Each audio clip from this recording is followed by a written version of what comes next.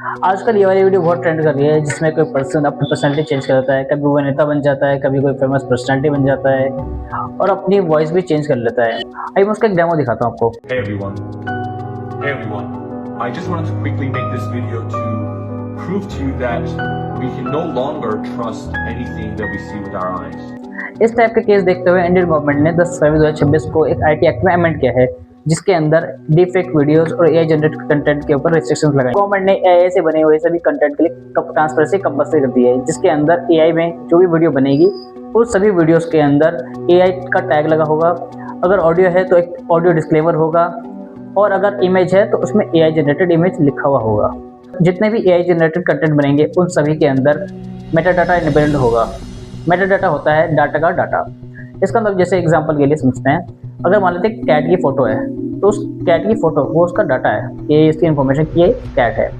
लेकिन उसके साथ ही उसका जो डाटा है वो कब क्रिएट हुआ, कहाँ क्रिएट हुआ, किसने क्रिएट किया, जब वो क्रिएट हुआ तो उस वक्त क्या था, ये सभी चीज़ें मेटा डाटा के अंदर आती है। इसका मतलब ये है कि अब एआई बनाने वाला पकड़ा जाएगा। बहुत कैसे कि जब भी एआई डाटा बनाया जाएगा और वो अपलोड करेगा तो सीधे उसका जो मेटा डाटा है वो निकाल लिया जाएगा। अब अगर कोई इलीगल एआई कंटेंट बनता है तो प्लेटफॉर्म उसे अपलोड करते ही ब्लॉक कर देगा। अब कोर्ट या गवर्नमेंट ने अगर किसी कंटेंट को इलीगल डिक्लेयर किया है तो उस प्लेटफॉर्म को 3 घंटे में वो कंटेंट डिलीट करना होगा। कुछ सेंसिटिव केस जैसे कि deep fake, nudity, child abuse material, इसके लिए और भी कम समय 2 घंटे के अंदर उसे डिलीट करना पड़ सकता है। अब जब कोई यूजर कोई कंटेंट अपलोड करेगा तो उसे डिक्लेयर करना होगा क्या वो एआई जनरेटेड कंटेंट है या नहीं, और उसके ऊपर से प्लेटफॉर्म उसे रीचेक करेगा कि वो जो कंटेंट उसने डाला है वो एआई जनरेटेड है या नहीं। अगर एआई के थ्रू कोई क्राइम कमिट होता है तो प्लेटफॉर्म को उस क्रिएटर की आइडेंटिटी लॉ एनफोर्समेंट एजेंसी को देनी पड़ेगी। और इस अमेंडमेंट को बीएनएस एक्ट 2023 के साथ अलाइन किया गया है ताकि इन्वेस्टिगेशन जल्दी हो सके। यहाँ एक लीगल ट्विस्ट ये भी है कि प्लेटफॉर्म्स को जैसे ट्विटर,